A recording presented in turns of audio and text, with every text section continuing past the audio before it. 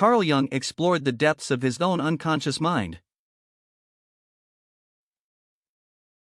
One day, sometime between 1913 and 1917, the Swiss psychiatrist Carl Jung followed a wise old man up a rocky ridge until they reached a structure that resembled Stonehenge. At the center of this structure stood an altar.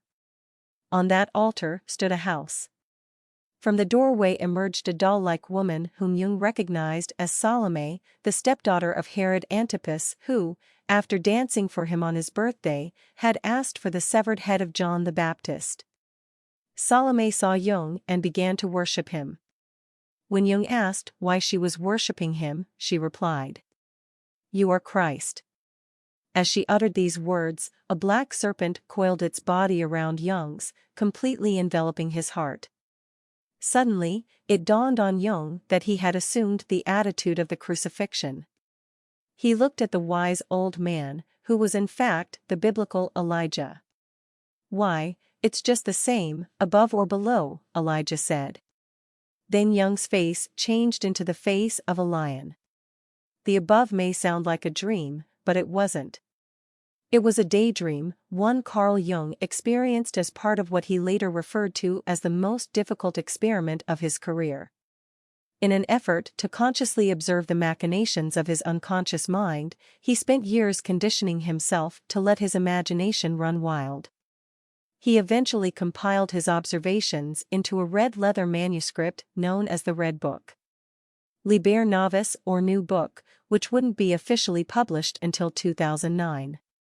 Despite its relatively short lifespan, the Red Book has already established itself as the most controversial and unorthodox text in Jung's entire body of work, and that's saying something. Even more so than Sigmund Freud, who was Jung's friend and collaborator before the two had a falling out, Jung's once groundbreaking ideas about the human mind have been heavily scrutinized by modern psychologists, many of whom label Jung's ideas as unverifiable at best and pseudoscientific mysticism at worst. Carl Jung, in his defense, openly admitted that he resorted to unscientific means, the combined realms of literature, mythology, and theology, in an attempt to explain what reason and technology could not. Although the Red Book shouldn't be confused with academic studies containing quantifiable data, there is a method to Jung's madness, one that makes sense when placed in the broader context of his theories about archetypes and the psychological dimensions of organized religion. The collective unconscious. To understand Carl Jung's Red Book observations, you must first understand his concept of the collective unconscious. Unlike many other Western thinkers, who presume the mind of a newborn baby is a blank slate, Jung believed that this slate comes imprinted with a rough sketch, a universal layer that is inherited as a product of human evolution, not developed through personal experience. Jung believed that the collective unconscious exists independently of individual consciousness and is common to all human beings. It contains archetypes, which are universally understood patterns or symbols shared among individuals across cultures and ages. These archetypes act as psychological blueprints that shape how we understand and respond to the world around us. They influence our perceptions, behaviors, and emotional reactions, and are expressed through myths, religions, dreams, and other cultural phenomena. In The Archetypes and the Collective Unconscious, Jung wrote that the collective unconscious guarantees in every single individual a similarity and even a sameness of experience and also of the way it is represented imaginatively. According to Jung, this would explain why so many geographically isolated civilizations ended up incorporating suspiciously similar symbols and themes, archetypes, into their art, oral traditions, and even dreams. Exhibit A: The Flood Myth from the Book of Genesis. These archetypes, which range from catastrophes to caring mothers, are sometimes referred to as psychic organs, as a helpful analogy. Just as physical organs achieve homeostasis inside the human body, so do psychic organs maintain balance inside the human mind. But while the functions of physical organs can be measured by outside observers, psychic organs are best investigated through direct experience. This was true in Jung's time and arguably still is today. To investigate archetypes, Carl Jung aimed to switch off his conscious mind and see what came up in his thoughts.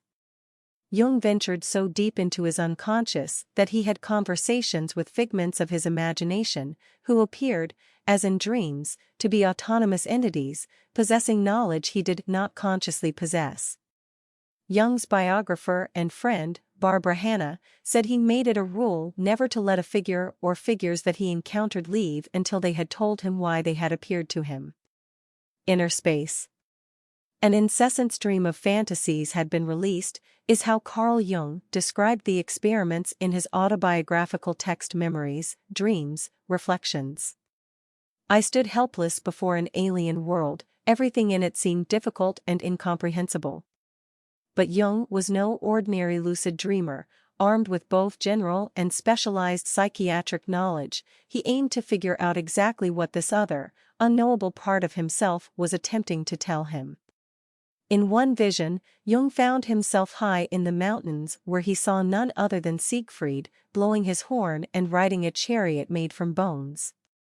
We knew that our mortal enemy was coming, Jung later recalled in a lecture.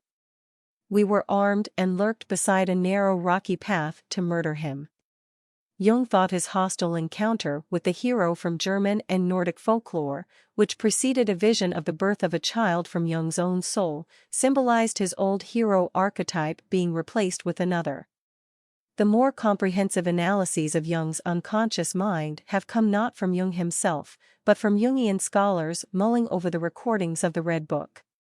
Lionel Corbett interprets the previous vision as an illustration of his conscious belief in Friedrich Nietzsche's famous statement that God, the Christian God, was dead, and that he needed to be replaced with a different source of meaning lest the collective unconscious collapse and society spiral into nihilism. Corbett's interpretation also applies to the vision where Jung was told that he was Christ and imitated the crucifixion. He notes that the two individuals accompanying Jung in this vision, Elijah and Salome, both played a conservative role in the history of religion. Elijah refused to acknowledge any God image other than Yahweh, while Salome killed the person who heralded Christ's divinity. Christianity was of great concern to Jung, for he believed it had kept the collective unconscious under control. The reception of the Red Book reflects the reception of Carl Jung in general. The text has left a minor imprint on scientific literature, reinforcing the notion that its interdisciplinary author leaned closer to the humanities than the sciences. Jung's views on religion also generated criticism, with some accusing him of turning his personal brand of New Age spirituality into a cult, accusations that Jung denied. Others still accused him of madness, accusations he accepted, if only because the unconscious is an inherently mad place.